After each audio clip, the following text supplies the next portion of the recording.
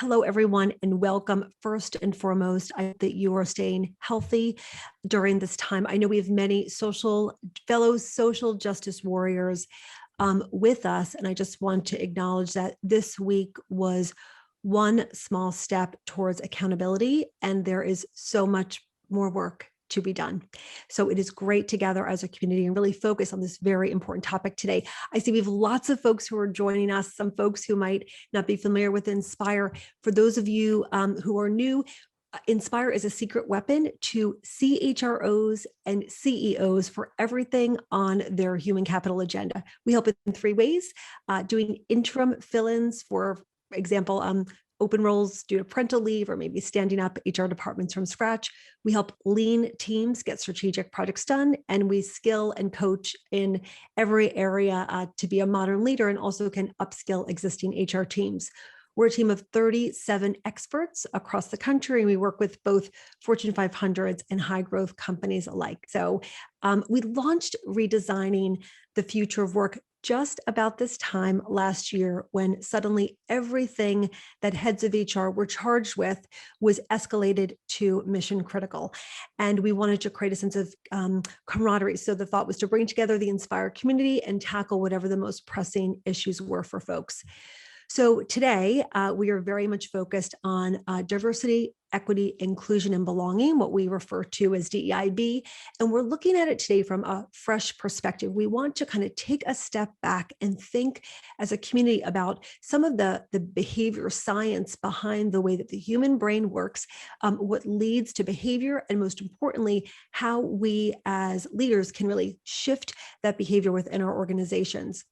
The dialogue around belonging is gathering more and more attention, and for good reason. Research shows that when employees feel that sense of belonging, there's a 50% drop in turnover risk and a 56% increase in job performance and productivity. And that's because humans feel included, and they feel heard. And what we're going to discuss today is that there is biology and science to explain that correlation. So I'm thrilled to welcome three colleagues to dive into this, who are experts in the DEIB org psychology space. And I'm joined today by Wei-Li Chong, the U.S. President of Mindgym, Shaunna D. the Global Director of Diversity, Equity, Inclusion at Cleary, Gottlieb, Steen, and Hamilton, and Yon Na, one of our Inspire experts, who's a PhD and expert in organizational psychology, coaching, leadership effectiveness. So welcome. There's so much going on, but I'd love to dive right in and really begin with really setting the table to make sure that we are all using consistent language. So we all hear the terms implicit bias, unconscious bias so frequently that they tend for many to really lose their meaning, and they can be misunderstood. So I'd love to start with truly defining what is meant by bias and implicit bias, so we can just kick things off. Jan, why don't we start with you? Sure. Thank you, Jamie. Thank you so much for inviting me today. I love that you're starting with this question, because I think that this is a term that is misused and misinterpreted in so many different levels. So, when you think about bias and implicit bias, there are two different levels, meaning bias is, generally speaking, your attitudes, behaviors, and actions they tend to be prejudiced or in favor of or against one person or a group compared to another. So the other piece around bias and implicit bias, it's really, implicit bias is a form of bias. There are many other biases, but implicit bias is really around, you think about, you were just talking about brain science. We're kind of wired to think and make connections quickly based on our life experiences, based on our kind of worldview. So these unintentional kind of automatic responses or judgments that we're making, that's what implicit bias is. And you can think about that from just everyday living, and more importantly, at the workplace and in society, how implicit bias can have a negative effect because of how you may be perceiving a particular individual or a group, because everything that we've seen in our lives that have contributed to a certain kind of image. There's a term that I wanted to bring in, which is called mind bugs. I didn't make this up. This is a term that was coined by doctors Banaji and Greenwald, who've been studying implicit bias. And, just like when a computer gets a bug, your mind gets a bug too. So think about implicit bias as this bug that's in your mind, and you cannot eliminate it completely. However, you can manage it. And I'm sure we'll be talking about that a little bit later. So I want to all stay tuned. Stay tuned. I want to talk about how to debug everyone. Wei-Li, any thoughts from you? I know this is an area of passion for you and for Mindgym. I appreciate Jamie, and I appreciate just being part of this panel. I think there's so much about bias that we're going to talk about, but I think the community today, I just have to say, I have so much compassion and even empathy for the Inspire HR community with everything that's happening. The difficult thing is there's so much pressure right now in companies to figure it out, to make progress. And I think to take a step back and recognize we may not have all the answers. The more that we understand about, a lot about each other, the idea is to embrace the sense of belonging in each organization, but also to embrace the uniqueness of each individual. And I think at the core, we've been spending a lot of time with clients helping create that culture of greater belonging and uniqueness to demystify so much of these biases that Yon just mentioned. Absolutely. And we'll get into that in just a minute. But when I think about bias, it gets a bad rap, right? It has kind of this negative connotation. And what I want to do in our time together today is kind of widen the aperture, if you will, and really explore it today. So I would love to, what is some of the behavioral science behind human biases, and how does this affect the way that we show up at work and our interactions and leadership? So Wei-Li, if you want to comment on that to kick it off. Absolutely. So let's start with, well, bias carries a negative connotation, Jamie. You're absolutely right. And I think it's important for us to understand why. One, bias is just becoming a triggering word. We're spending a lot of time with organizations with a starting point that there's a lot of polarization. Whatever you do, it's going to create a group of people that said, oh my gosh, we've gone too far. And it's going to create a group of people that said, oh, we're not doing enough. Right. So when you think about that, gosh, the tension and the pressure to move everybody along is great. And when you speak of bias, people tend to get triggered in those camps. So that's hard. The other piece is there's a lot of research now that's coming out that says just unconscious bias training and the awareness of bias may actually create more bias. So a lot of companies are saying, oh my gosh, so what does that really mean? And we've invested so much in unconscious bias training. Are you saying that there's other things that we can be doing, or should we not have done that, or what have you? And the idea is, how do we actually move people towards action? How do you get much more awareness so that we can be much more productive in our behaviors and our decisions? So here's how it affects workplace interactions and leadership, Jamie. One, I think it's important from a science perspective. It's estimated that 98% of human thought is unconscious.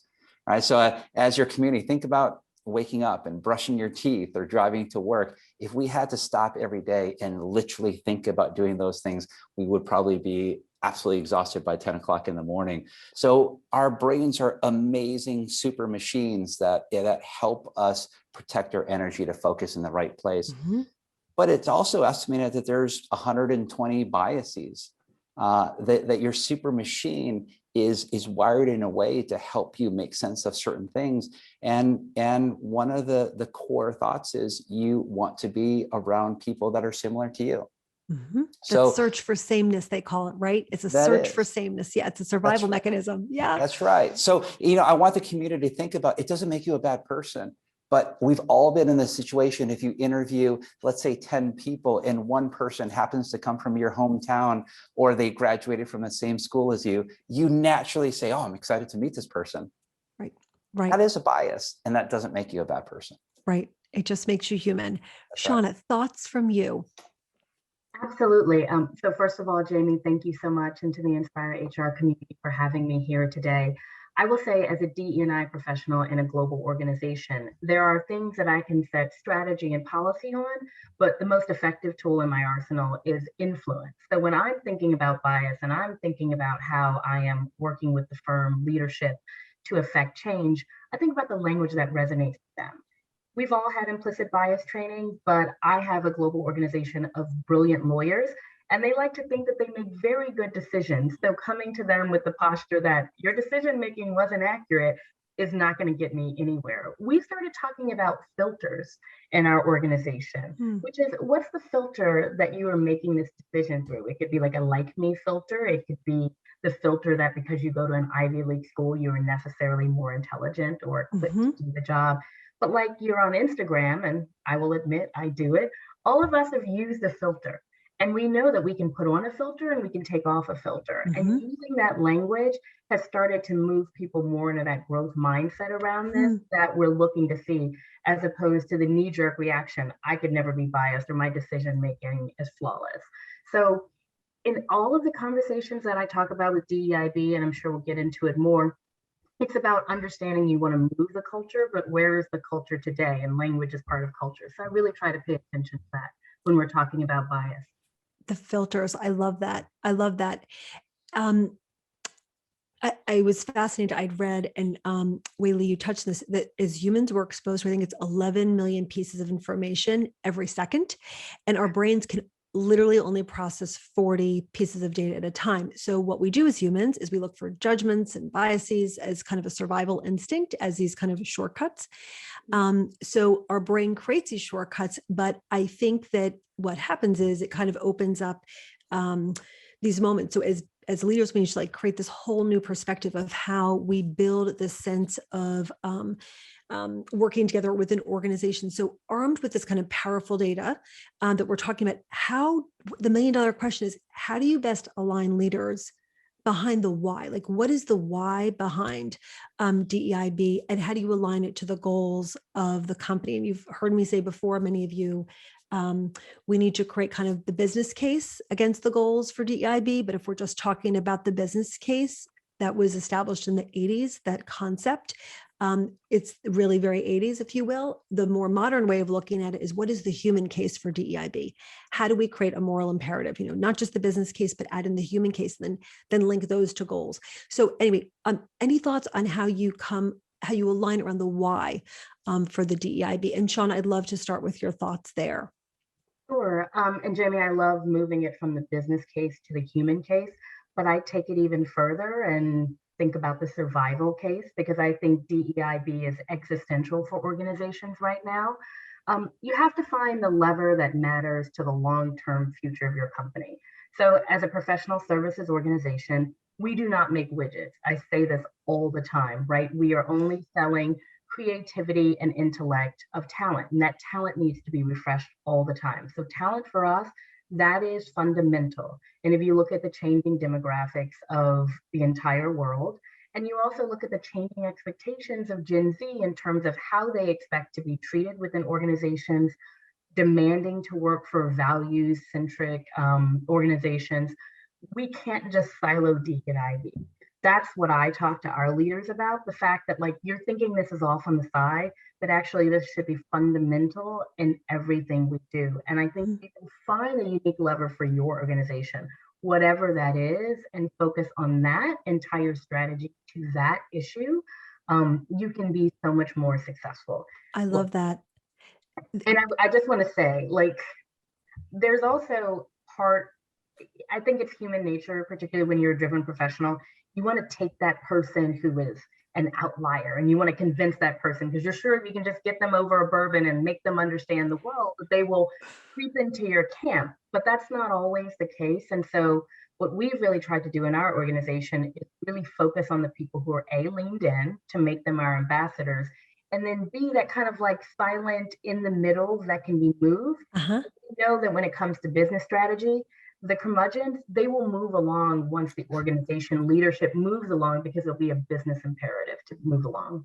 I've heard it called before the frozen middle, right? Like they are just like, they can be thought out and moved in one way or another. Wei-Li, thoughts from you on that? Yeah, I know you're in and out of so many organizations, service organizations, product organizations. Yeah, I just to build on what Shaunna said, I 100% agree with what she said. I think the why is naturally we all want to be the best whether it's our best selves as an individual, we want to have the best teams, we want to drive and compete and be in the best organization, whether it's engagement, performance, what have you. And so many of our clients, we're talking in that lens. So two quick examples. One, in financial services, they see being the best as being able to reach more consumers with better financial products. And they have moved their employee resource groups, which are affinity groups of different groups. They're now their business resource groups, where the CEO talks about the innovation for their organization will actually come from these organizations, and he's leveraging them to actually solve problems rather than just setting up groups where people that may have something in common to meet on a monthly basis and so forth. That's one example. We work with another healthcare company, and it's brilliant just listening to the CEO talk about, they're a global company, 80,000 employees, and he talks about we have to unlock the impact of 80,000 individual stories to better impact our partners, our customers, and our patients. And he talks so much about the power of empathy in listening and not being just leading with assumptions. And think about that, 80,000 stories. How powerful is that to shape the strategic direction of a company when you look at it through that lens? That's beautiful. And what leadership needs to do to really role model that at the top, because we've all been in those situations where a leader has said, be your full self and be authentic. And then you try it, and through words or body language, you find out that it actually is not as safe as they say in their marketing materials. So I'm just curious, have any of you seen leaders do that well, where through words or body language, they make it feel safe to be your authentic self? Because I'm thinking about this company where being authentic, being a storyteller is linked to the success of the organization through that innovation. How is that done? What does that look like?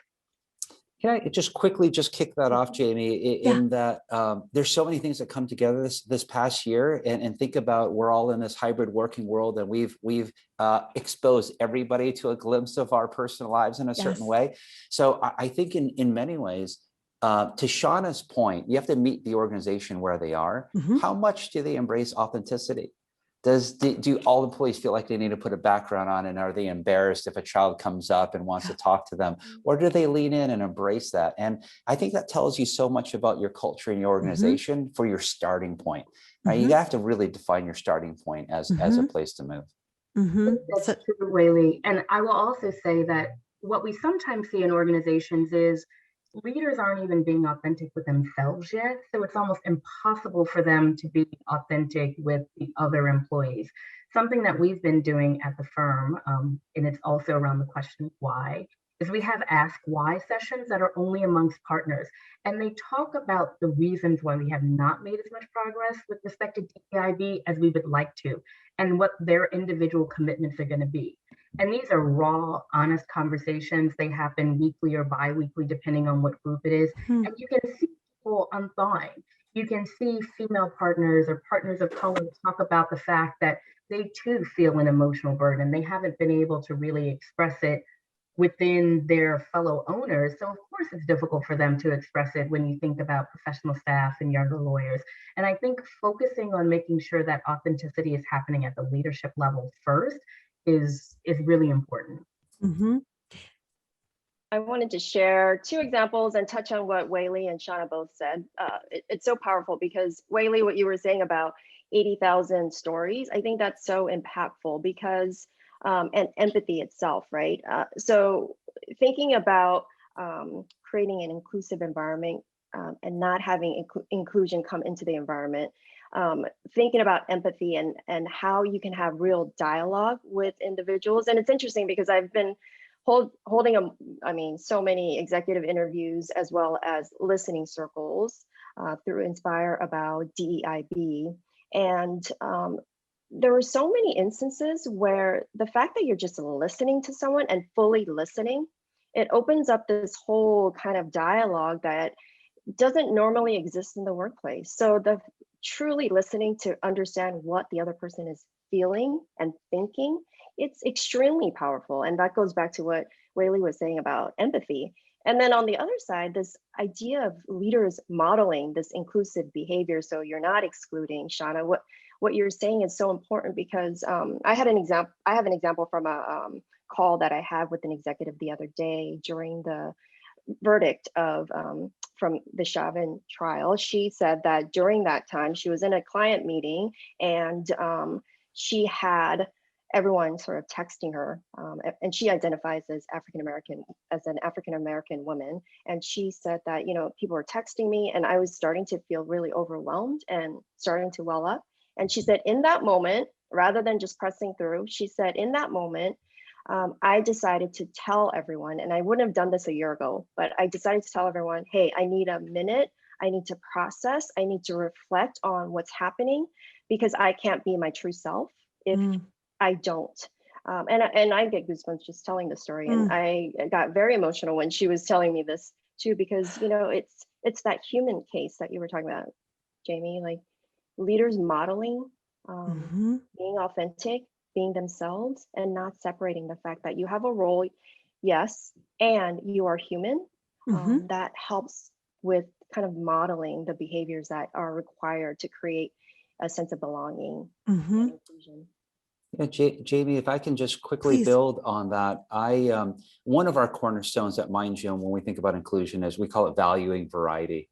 And it's really getting people to speak authentically about their own story. In many ways, take it a little bit away from the protected characteristics that kind of create trigger and so forth, and putting everybody on an even playing field. And to Shaunna's point, we have to realize, I hate to date myself, but I feel like I come from this generation where we were taught about what it means to be a leader. We have to show up a certain way. And I think that what gives me great hope is I think there's an opportunity to create more authenticity of we all may have a role and we may have different accountabilities, but we are all people. And when we think about valuing variety, I was in a client meeting where a senior executive was sharing his story, and he talked about being the first person in his family to go to college. And it disarmed everybody. And it got people to recognize, wow, you know, you are a senior executive of this big company now. What does it mean in terms of the way you think about budget, the way you think about people, to be somebody that is their first in their family to go to college? Nobody even knew that about him. So that's powerful. That's really powerful. Absolutely. And again, all the research shows that the more authentic we are, the more we feel belonging, and all that productivity increases, the turnover and the sick days decrease. And I'm always looking for silver linings during this pandemic. And I think about pre-pandemic, you would think that you knew a colleague, right? Because you spend, I don't know, like more time with them than you did with your family and friends, right? Like those 10, 12-hour days. But all that you really knew about them were the tchotchkes that they had at their cube, or maybe like a picture or two that at their desk, which, let's be honest, is always so like no one has broccoli in their teeth in those pictures. This is the most unphotoshopped moment in time that we find ourselves in as humans. And so I can't imagine us coming through this without demanding that we have more of that authenticity, more of that belonging. Because if you think back, it's a touch exhausting. I was on a call with a client this morning, and he had this stunning backdrop. We've all seen it, the one of the Golden Gate Bridge. And at minute 27 of our 30-minute call, he said, I want to show you where I am. He turned off his backdrop and he turned the camera. He said, I'm in Puerto Rico. I've been working here for the last 6 months. He said, you know, I've always lived in Manhattan and lived right near the office, which is what good HR people do. But he said, this gave me a moment to very much, this gave me a moment to relocate. He said, I'm wildly productive and I'm spending so much time with my family and friends. And he said, I actually, and what he showed me was, it literally looked like a screensaver. It was like the palm trees waving and the beach. He was literally on the beach. He said, I'm going to be buying this apartment, giving back to Puerto Rico, which is economically so important to me. And I'm just going back and forth between New York and Puerto Rico. And I thought, like, you know, that was just a turning point moment for me in my relationship with him. And it was that it opened up a conversation about just me taking time during the pandemic to reconnect with my roots as well in upstate New York and Kingston. And it's like, it's those moments we're like, people just talk about what's really going on with them, that you end up having so much more respect for them, plus that new connection. So I think, again, I'm just always trying to find the silver linings, and I'm hoping that this is one of them. And I don't want to sugarcoat anything. There is so much work to be done in our country, and this is such a heavy week. But I do think that in a corporate setting, this community has the ability to move the needle just a bit and make change with that authenticity. I think that we are going to do another poll because we want to hear what y'all are seeing. We'd love to hear a little bit about where your company is on its DEIB journey. So folks can just take a moment and weigh in on that. We're always so curious to see where folks are, because again, this conversation is just becoming more and more elevated at a board level, at a C level, to truly weave DEIB into the DNA of an organization. So while folks are answering that, Harvard had published this article that had this very profound title. I'm sure half of you read it. It was "Diverse Teams Feel Less Comfortable, and That's Why They Perform Better."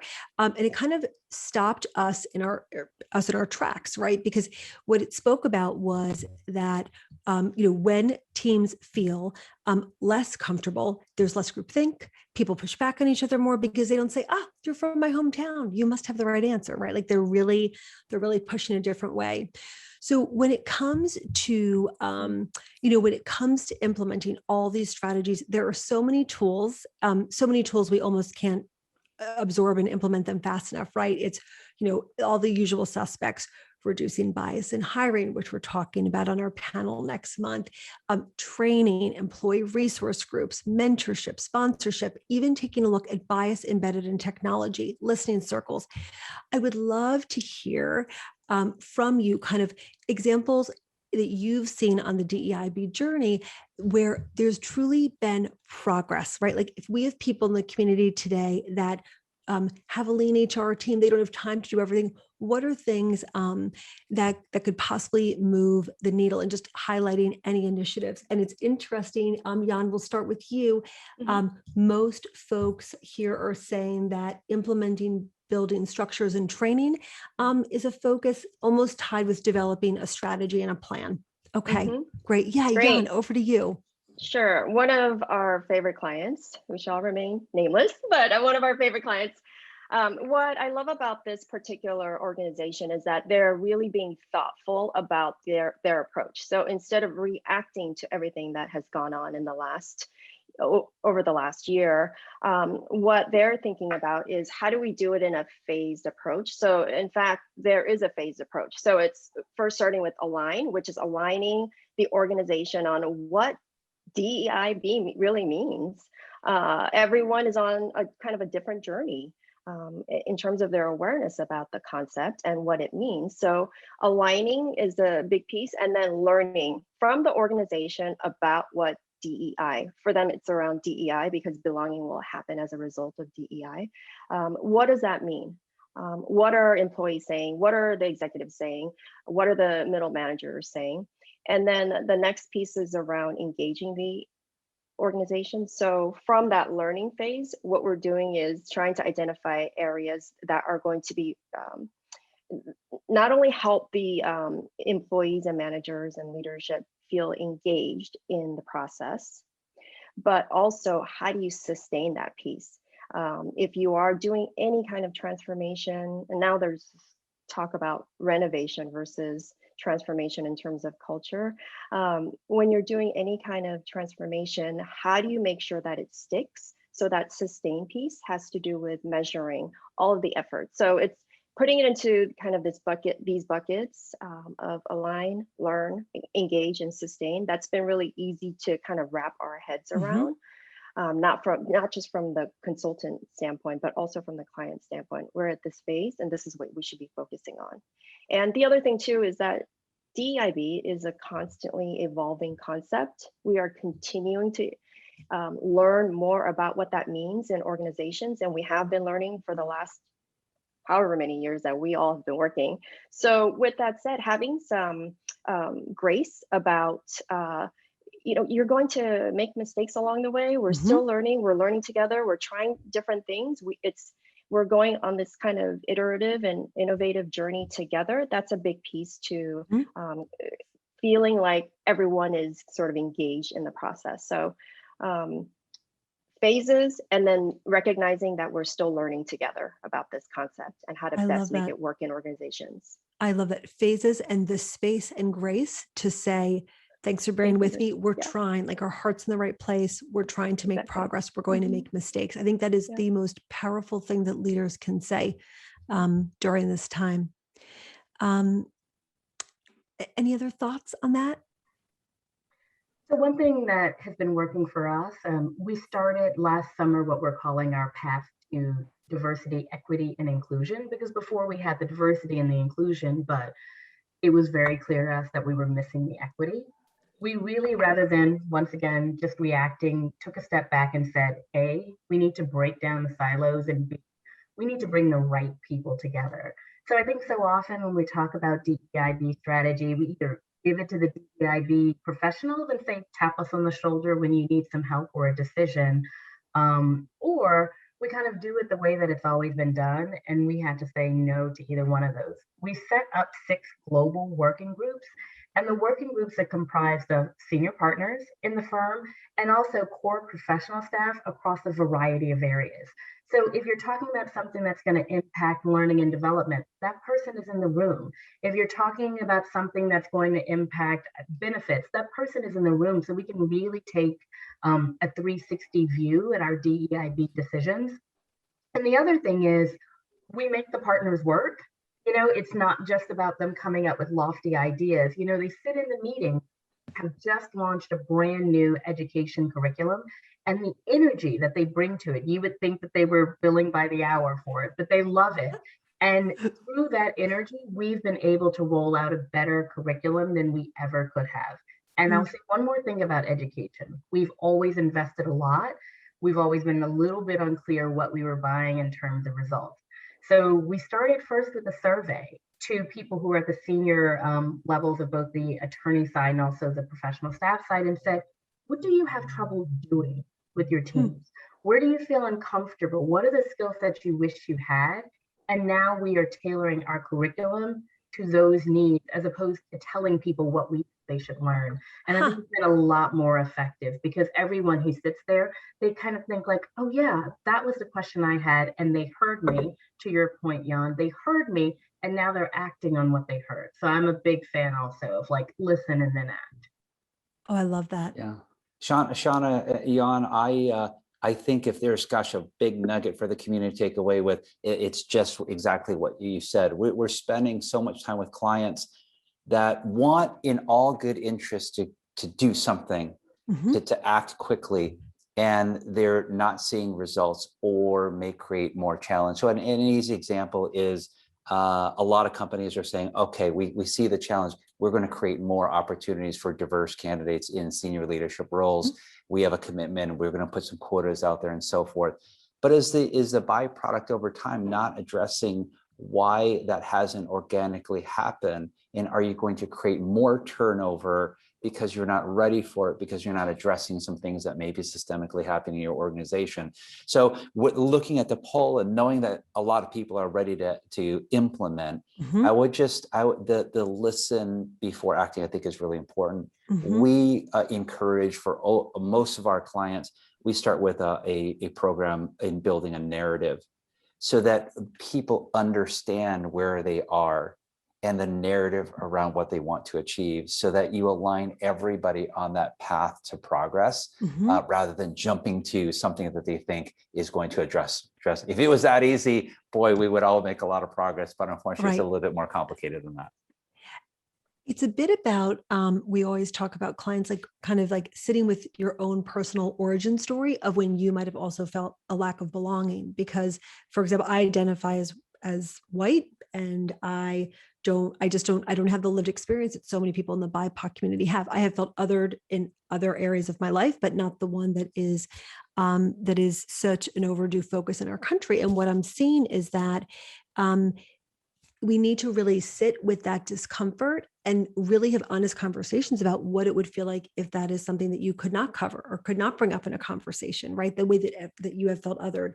And for leaders to speak that truth around the table, and Yon, I know you do so many of our listening circles, I think is so powerful, Because again, we've just kind of been these ships passing in the night trying to lead global organizations, but until that time is taken to really sit and look at your own origin story, I don't think you can really create the company story and the company strategy and speak with authenticity on the big stage, which now is Zoom, on why it really matters for the business case and of course the human case.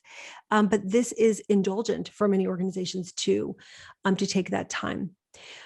I'd love to think a bit, just because I know this is on so many people's minds who are joining us, the metrics. This is on the tip of every HR leader is talking about metrics and how do you truly measure this? And we always talk about measuring it like you would any other business initiative in finance or marketing or the rollout of a new product or service.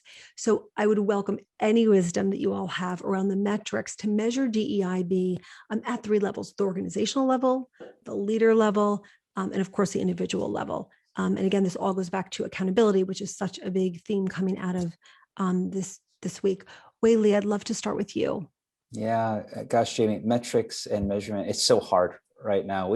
We actually just hired a chief behavioral scientist, and one of the things that she's leading in is how do we actually do this the right way? What does the research and science tell us? We do a diversity climate survey, and we're trying to get a gauge of current state. How do people feel on a spectrum of belonging, uniqueness, and so forth? But so I say all that saying there's a lot of work to be done, I think, across the board.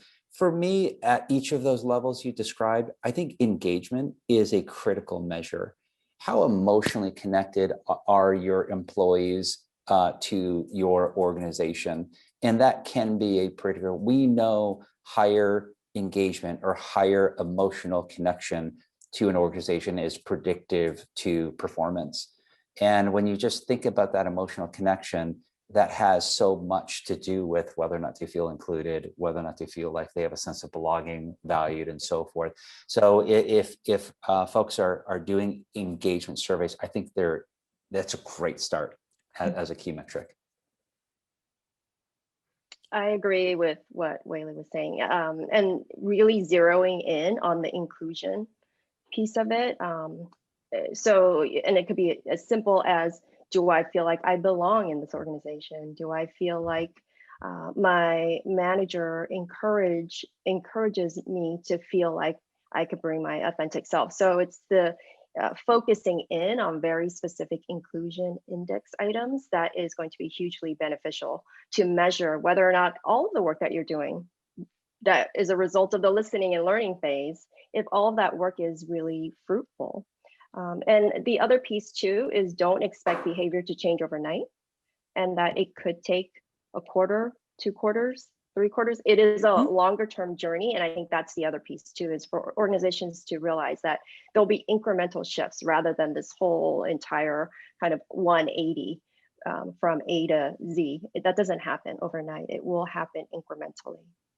Absolutely. And I will say in my industry, change is probably measured more in years, unfortunately, than quarters, but hope springs eternal. So we do engagement surveys as well at my firm, and I think that's really important.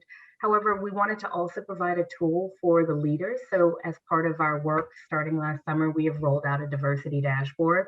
And it really focuses on the metrics that matter. I am the first person that'll tell you I don't believe in quotas for obvious reasons, because I would check a lot of boxes and I want to be in the room because of the force of what I bring to the table, not my identity. But I think it's important that people lean away from the anecdote to why people are not working out to really seeing the trends. If I talk about a young woman, a young BIPOC woman who we didn't promote to partner, there's always a story there.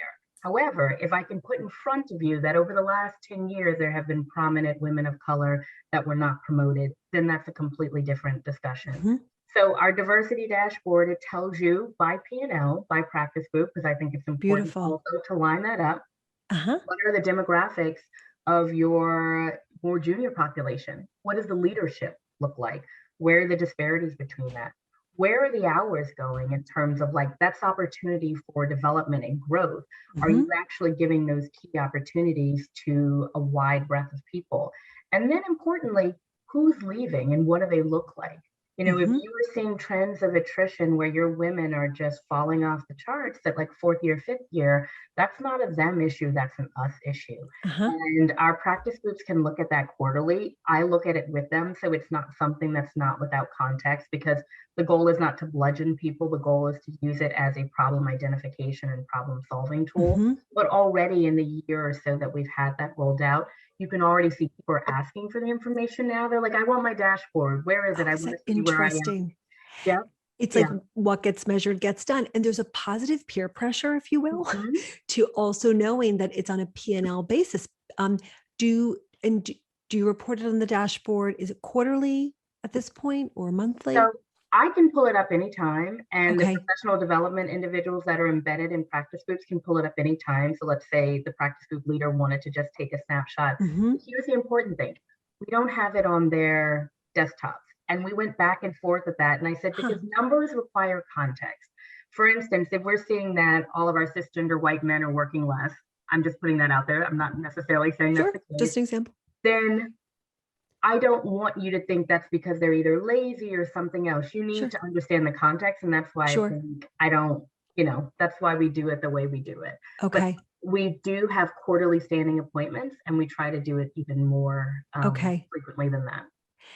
And I've heard of so many organizations during this time really think about shifting the metrics where it is linked to compensation. I hail from American Express, and that's how we were taught. I was a business partner there for years, and there is a diversity part of your evaluation as a leader, and that we did the year-end alignment meetings, that that was part of how leaders were evaluated. So it did ultimately impact compensation. So we always, with Inspire, we always recommend getting there at some point. That feels a bit progressive to some organizations. They're not at that point yet. It's a newer dialogue. But I didn't know if you had any wisdom of any companies that you've seen who actually link it to compensation, which I think is the ultimate. In terms of linking to compensation, I have not come across an organization that has done that yet. But Jamie, I Yeah. think that's a great challenge, I think, for the community to Yeah. think about Abs- integrating. And I think your point is, what I love about that is you're looking at human resources in totality. And one of the things I worry about, in fact, I was discussing with a CEO group, is this conversation of, are we doing a disservice having human resources on one area and then my diversity team in another? Do we really need to think about our talent strategy, and to your point around compensation, to health and wellness, to all the elements? What does that really look like? And I think that's going to be a natural evolution as we start to think about the impact that DEIB can have on an organization. Yeah, we always talk about trying to weave it into the entire employee experience, from the way that you do sourcing to onboarding, who gets picked for the reorg, who gets right, how do these things happen, what's the total rewards, is there equity there, all the way to what I call the elegant exit, but that full experience. We're going to move to Q&A in just a moment. So if you have any questions, please put them in the chat. I wanted just to touch on comms. So communication is a huge part of DEIB efforts, and I'd love from you any tips, hacks, examples to share around communication plans that really engage everyone within the organization, as well as communicating externally. And we always like to have people leave our sessions with a couple of things that they can try to implement right away. And these are just some great nuggets to share. Shaunna, do you want to kick that one off? Sure, I'm happy to. And it's an interesting week to be focusing on this. And maybe what I'll do is kind of tell you how we've been thinking about what I'll call crisis communications. I worked at a firm for a while that also handled this area. Tuesday, obviously, that was, as Jamie put it, a small step in accountability in terms of Derek Chauvin being convicted for the murder of George Floyd. And that was a prime example of where we knew that our community would want to hear from us, not only our internal community, but our external community as well. And so we've been learning, right? We decided we needed to be proactive, we needed to be prepared. We had multiple iterations of the communications ready to go, depending on what the verdict would be. And I would say that where we are right now in America, and I dare say the world, take whatever level you think your employees want to hear from you about in terms of external events and then double it, right? They really do expect leaders to be commenting on things that are happening outside the wall. So if you have something coming up and you know you can be prepared and we see these inflection points, then certainly do it, because speed really, really matters. Saying the perfect thing 2 weeks later is nowhere near as impactful as saying something that gets somewhat there. People will give you grace, but it feels timely and of the moment. I think the second thing is think about who's in the room. Do not assume that your internal comms person is going to have the right language, have the right acronyms. Even me, I am a humble DEIB professional. I do not proclaim to be an expert, nor could I ever be on the lived experience of all of the marginalized groups in our, multinational office. So this is a great example when Wei-Li was talking about moving those ERGs to BRGs. If you have BRG liaisons and they are trusted, bring them in the room, show them that statement, make sure that you don't take something that is well-intended and make it into like a Twitter storm, because that happens. And then I think the last thing is, like, it's great to talk about what's happening on the outside, but people want to understand that leaders know that that is impacting them inside the walls. So like, yes, let's talk about, what happened. Let's talk about the murder of George Floyd and unfortunately the killing of Andrew Brown Jr. and Nakia Bryant, the people that were just killed in North Carolina and Ohio, respectively. Then you have to go the next step in the communication and say, I know this can be a difficult time for X community and colleagues. You should be prepared to be allies for them. And this is what my organization is doing. If you're not prepared to do those last two steps, it's hollow and it feels like window dressing. And I think you're just going to be exposed as what we've been talking about, like not being authentic. Yeah, I so many nuggets in there, Shaunna, I think are really powerful. If you have a communication campaign and you're really proud of the slogan and it feels like a marketing thing, you're probably not on the right track. So let me just start with that. I think it's really about authenticity. If your communications is really about storytelling and you're highlighting and giving a platform for employees at all levels to share their story and make sense of it, I think it's really, really great. One of our cornerstones of inclusion is what we call forbid and forgive. And it's creating a culture that is very explicit about knowing that we don't have all the answers, but being forgiving to people, knowing that. And it's about being able to get involved, but also being very clear on what is forbidden. And there are certain things that we want to make sure that we are managing practices and being appropriate, but there's a difference between forbid and forgive. And I think it's important for employees to understand that, and weaving that in communications is really important. Absolutely. Yeah. And I love the idea of proactivity. And that's what Shaunna is touching upon. And then the management aspect of the communication, because the proactivity is so important. And it doesn't mean that you're predicting the future with a crystal ball. I mean, the Twitter sphere is just rich with information about what things could potentially explode from a societal standpoint. So taking that into context, because that's what it comes down to these days, is what's happening in social media and how is social media impacting how employees and managers essentially feel about topics.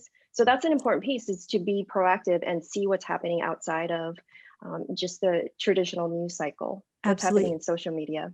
And just to build on that, before we go on the Q&A, what I've learned for our clients when we come up with a communication strategy is we need to make sure that we, as DEI strategists, comms folks, have a network of people with diverse lived experiences, because if everyone in your feed has walked in your shoes and remind you of your fabulous self, you're not going to get those other perspectives. So it's really important just to look at the feeds of, one, to have those perspectives in your feed in general, but pay attention specifically to a diverse group of perspectives. Okay, we're going to the Q&A, and my gosh, there's a lot. All right. These are going to be a little bit of a speed round. So I think I'll ask a question. I'll ask the answers on the briefer side, because we have about 8 minutes to go. What are some KPIs you've used or seen associated with DEIB? Anyone want to take that one? This is probably back to our metrics question. Yeah, Shaunna, maybe on the dashboard, that would be Yeah, great. an easy one for us is, for those who are not aware, most big law firms, they charge by the hour. And associates in particular are very interested in making sure they have enough hours, because that is a measure of both their growth, but it's also a measure of their value to the organization, as it were. We look at the distribution of those hours, and are those hours being distributed fairly across demographics? And it's something that really resonates because it's how we measure ourselves with bottom line. Excellent. One thing that I just have loved, and I know, Jan, you hail from California. California was, I think, really a leader shortly after Me Too, which was a KPI that I love, saying public boards need to have at least one person who identifies as a female. I know that Goldman, I think I read last January, they said that for them to invest in an organization, there needs to be diversity on that board. So those that board examples or other KPI things that I think, again, elevate the conversation. What are thoughts around, when looking to get a pulse on DEIB, what are some thoughts around engagement surveys in terms of questions about culture, any specific things we can do in our surveys to gather some data in terms of how people are doing? And I guess more gather information on what their needs are around DEIB initiatives within the organization.